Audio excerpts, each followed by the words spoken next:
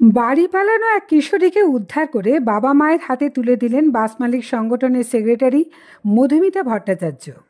গোঘাট থানার গোঘাট গ্রামেরই একটি ছেলের সঙ্গে ওই এলাকারই একটি উচ্চ মাধ্যমিক পাঠরত মেয়ে পালিয়ে গেলে পরের দিন তার বাবা মা তাকে উদ্ধার করে মামার বাড়ি আরামবাগ থানার হিয়াতপুর গ্রামে রেখে আসেন। কিন্তু মেয়েটি আবারও তার মামাবাড়ি থেকে বেরিয়ে পড়েন সেই ছেলেটির কাছে যাওয়ার উদ্দেশ্যে। এমতাবস্থায় ওই এলাকার আইসিডিএস সেন্টারে কর্মরত মধুমিতা ভট্টাচার্যের চোখে পড়ে এবং মেয়েটির গতিবিধি পর্যবেক্ষণ করে তার সন্দেহ হয়। তিনি কিশোরী মেয়েটিকে গল্পের ছলে জিজ্ঞাসা করতে শুরু করলে প্রথমে মেয়েটি কিছু বলতে না চাইলেও তারপরে ওই মেয়েটি আস্তে আস্তে মধুমিতা ভট্টাচার্যকে সমস্ত কিছুই বলেন। তৎক্ষণাৎ মধুমিতা ভট্টাচার্য ওই মেয়েটির কাছ থেকে বাড়ির ফোন নাম্বার নিয়ে তার বাবাকে ফোন করেন এবং সেই সঙ্গে মধুমিতা ভট্টাচার্য ওই মেয়েটিকে নিয়ে আসেন তার আরামবাগের বাস অ্যাসোসিয়েশনের অফিসে এবং মেয়েটির বাবা মাকে ডাকিয়ে এনে তাদের হাতে মেয়েটিকে তুলে দেন। পরবর্তীতে মেয়েটি পড়াশোনায় মনোযোগ দিয়ে স্বনির্ভর হবে এই প্রতিশ্রুতি দেওয়ায়। শুনুন কে কি বললেন। আরামবাগ থেকে কুশকুমার পাড়ের রিপোর্ট, আরামবাগ টাইমস।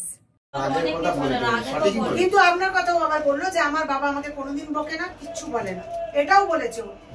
কিন্তু মা তো মায়ের ব্যথার জায়গা থেকে বলেছে, আমি এটা ভালোই বুঝতে পেরেছি।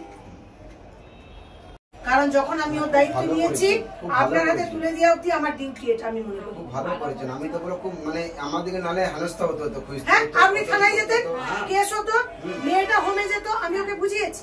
তোর এখনো 18 বছর বয়স হয়নি, তোর বাবা মা এখনই থানায় যাবে, ডায়েরি করবে, কেস হবে, তোকে নিয়ে গিয়ে হোমে ভরবে। তাও কি মামা বাড়িতে কল এসছে আমার কাছে, মানে আমার যে দিদিমা শাশুড়ি হয় তাকে বড়কে ডাকবা দেখেছে, বড়কে ডাকবা দেখেছে তোমার সেই যে খাইতে বাড়ি বলে। তোর মা কিছু খেতে দেয় না মনে হয়। কোথায় বাড়ি? কোথায় গিয়েছিলে? মামার বাড়ি কোথায়? হিয়াতপুর। তা ওখান থেকে হঠাৎ করে এই সিদ্ধান্ত কেন? বাড়ি যাবো বলে, কিন্তু বাড়ি তো যেতে চাওনি, তুমি তো অন্য কোথাও যেতে চেয়েছিলে। না, তুমি মামা বাড়িতে যে ছিলে, কেন মামা বাড়িতে তোমাকে রেখে আসছিল বলো? তোমার বাবা মা মামা বাড়িতে কেন রেখে আসছিল? ভুল কাজ। এই ভুল কাজটা কি? কোথায় চলে গেছিলে? একটি ছেলের সঙ্গে চলে গিয়েছে। তা এখন সেই ভুলটা বুঝতে পেরেছো? কিসে পড়ো তুমি? 12-এ উঠেছো। এখন পড়াশোনা করো না ছেড়ে দিয়েছো? করছো? আচ্ছা, পড়াশোনা কি ভবিষ্যতে করবে? তুমি এখন কি চাইছো? বাবা মার কথা শুনবে? তাহলে এই ছেলের সঙ্গে কেন গিয়েছিলে? ছেলেটা কি তোমাকে বিয়ে করার প্রলোভন দেখেছিল, না তোমরা একে অপরকে ভালোবাসো? পরবর্তী সময় কি চাইবে বলো? ছেলেটা কি করে জানো? ছেলেটা কিছু করে না, আবেগে তুমি ভালোবেসেছিলে। ছেলেটা কি করে বা কোনো কর্ম আছে কিনা সেটা কিছু না জেনে তুমি একজনের সঙ্গে চলে গেলে, কিভাবে গেলে?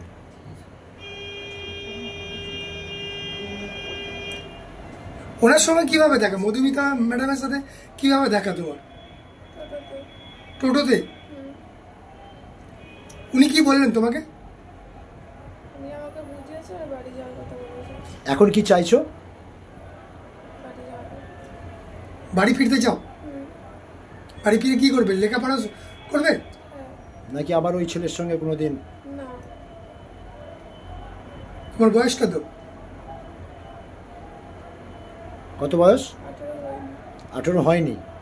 তাহলে তুমি কি করে গেলে? 18 যখন হয় না, তুমি জানো পড়াশোনা করো, কি করে গেলে? আচ্ছা, এখন তুমি তোমার সিদ্ধান্তটা বদলাতে চাইছো, তাই তো? এখন বাড়ি ফিরে যেতে চাইছো মা বাবার সাথে?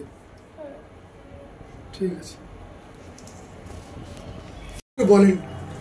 বিষয়টা বলতে আমার মেয়ে মামা বাড়িতে ছিল, মামা বাড়ি থেকে মানে আজকে টোটো ধরে মানে চলে আসার চেষ্টা করে।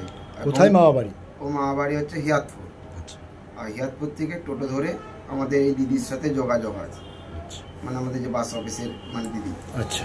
তো সেই দিদি আমাকে মানে মেয়ের কাছ থেকে ফোন নাম্বার জেনে আমাকে ফোন করে বলে যে এই ব্যাপার, তোমার মেয়ে মা বাড়ি থেকে চলে আসছে।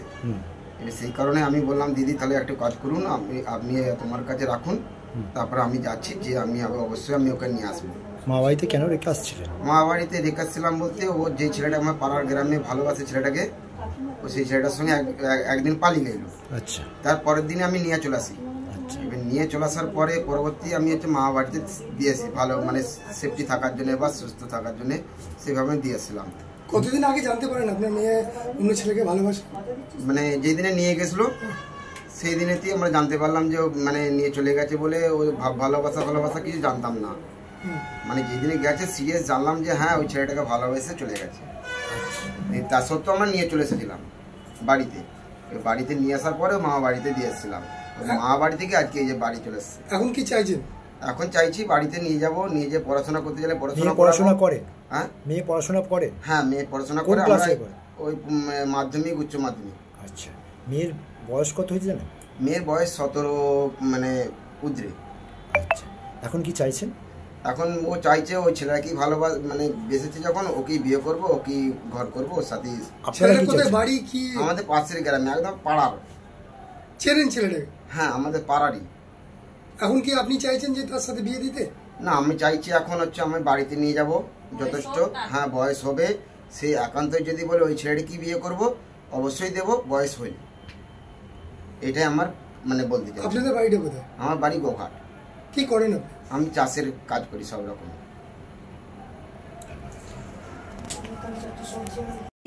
হিয়াতপুর আমি চাকরি করি ওখানে।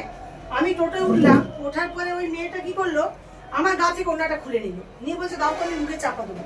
তখন আমার একটা সন্দেহ হলো যে মেয়েটা কি তাহলে বিকৃত মস্তিষ্ক, মাথার কোনো প্রবলেম আছে। আমি সঙ্গে সঙ্গে ওকে বললাম তুমি আমার ওনাটা খুলে নিলে কেন, তুমি কি তাহলে কিছু গোপন করছো? বললো যে না আমি কিছু গোপন করছি না। আমার তাহলে তুমি কেন আমার ওনাটা খুলে নিয়ে গায়ে চাপা দিচ্ছ?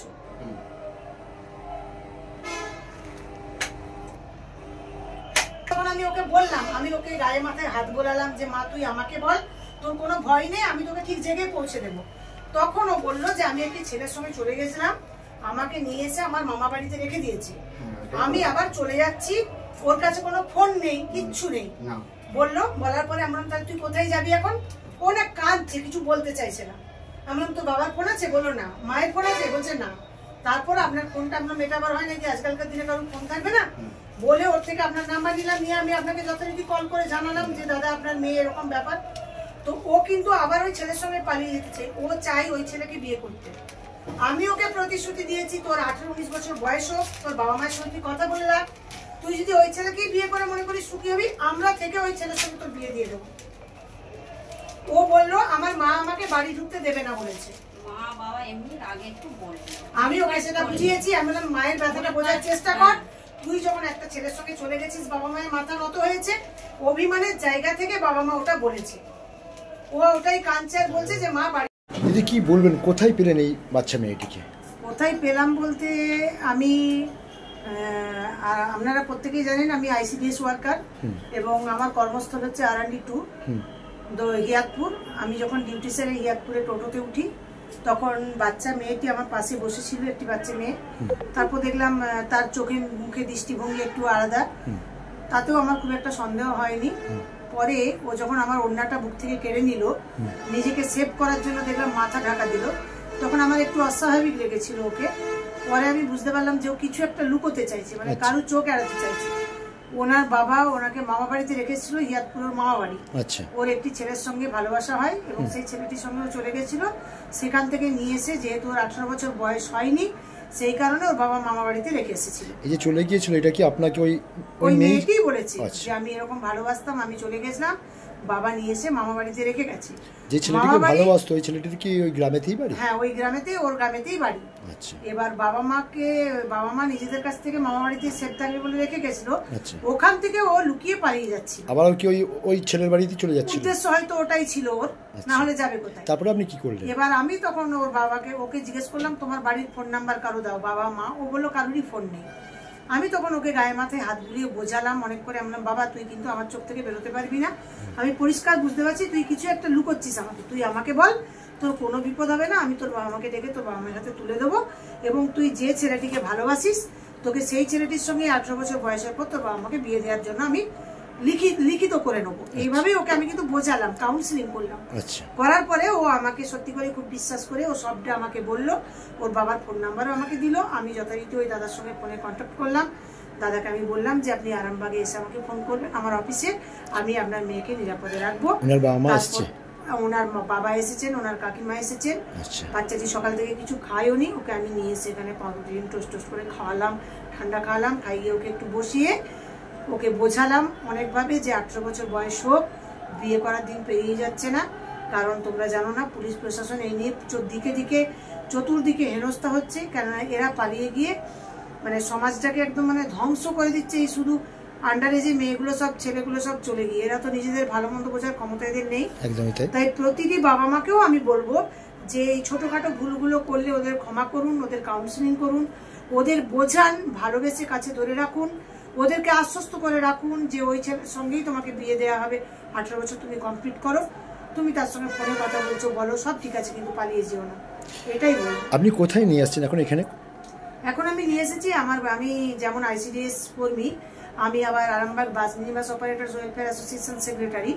আমার অফিসেই আমি এখন ওই মেয়েটিকে নিয়ে এসেছি, ওনার বাবার হাতে আমি হ্যান্ড ওভার করবো। আপনার মত কি বলে, কি মানে যে পরিস্থিতি এখন যে চলছে বর্তমান সমাজে, যে মেয়েকে কি করণীয় দরকার আছে বা বাবা মার কি করণীয়? আমি বলবো একটাই কথা, যা পরিস্থিতি এই সমাজে দিন দিন এই আন্ডার এজের পালিয়ে যাওয়া বা বিয়ে বেড়ে উঠেছে, আমার মনে হয় এতে বাবা মায়ের ভূমিকা সবচাইতে গুরুত্বপূর্ণ। ভুল করলে আমি বলবো কাউন্সিলিং, এর উপরে কোনো জিনিস নেই। ওই মেয়েটি আজকে আমাকে সত্যি কথা বলতে বাধ্য হয়েছে, কারণ আমি ওর হয়ে ওকে কাউন্সিলিং করেছি, ওকে বুঝিয়েছি যে এটা লাইফ নয়, তুমি বিয়ে করো, কিন্তু তোমার বয়সটা হোক, তুমি বাবা মাকে বোঝাও। আর বাবা মাকেও সন্তানকে বুঝতে হবে, বন্ধুর মতো মিশতে হবে যে ঠিক আছে তুমি যে ছেলেকে ভালোবাসো, যদি সে তোমার উপযুক্ত হয়, আমরা মনে করি সে তোমাকে সুখে রাখতে পারবে, অবশ্যই তার সাথেই আমরা তোমার বিবাহ দেবো। সেটা কিন্তু একটা বয়সের পরে। কারণ আমি এবং আন্ডার এজে যারা যাচ্ছে তাদের উদ্দেশ্যেও বলবো, তোমাদের ধারণা নেই, তোমরা বারবার, তোমরা শিক্ষিত, তোমরা কেউ 11-এ কেউ 12-এ পড়ছো, তোমরা আমাদের ICDS থেকে বলুন, প্রশাসনের তরফ থেকে বলুন, বারে কিন্তু আমাদের এই আন্ডার এজ নিয়ে ট্রেনিং চলছে। সেখানে ওরা দেখছে এই বাচ্চাগুলো হোমে যাচ্ছে, হোমে কতটা কষ্ট পায়, ওরা নিজেরাও সেটা রিয়েলাইজ করছে যারা যাচ্ছে। পরে মানে ভুল করে সংশোধন করার চাইতে আমার মনে হয় ভুলটা করার আগে নিজেকে সংশোধন করার চেষ্টা করুন। আপনার নামটা একটু যদি বলেন। আমার নাম মধুমিতা ভট্টাচার্য। ধন্যবাদ। আপনার উজ্জ্বল ভবিষ্যতের একমাত্র দিশারি, জ্যোতিষ জগতে অদ্বিতীয় ডক্টর অঞ্জন শাস্ত্রী। দেখুন জ্যোতিষ অঙ্গনে অঞ্জন প্রতি রবিবার ঠিক রাত 12টায় শুধুমাত্র TV9 বাংলায়।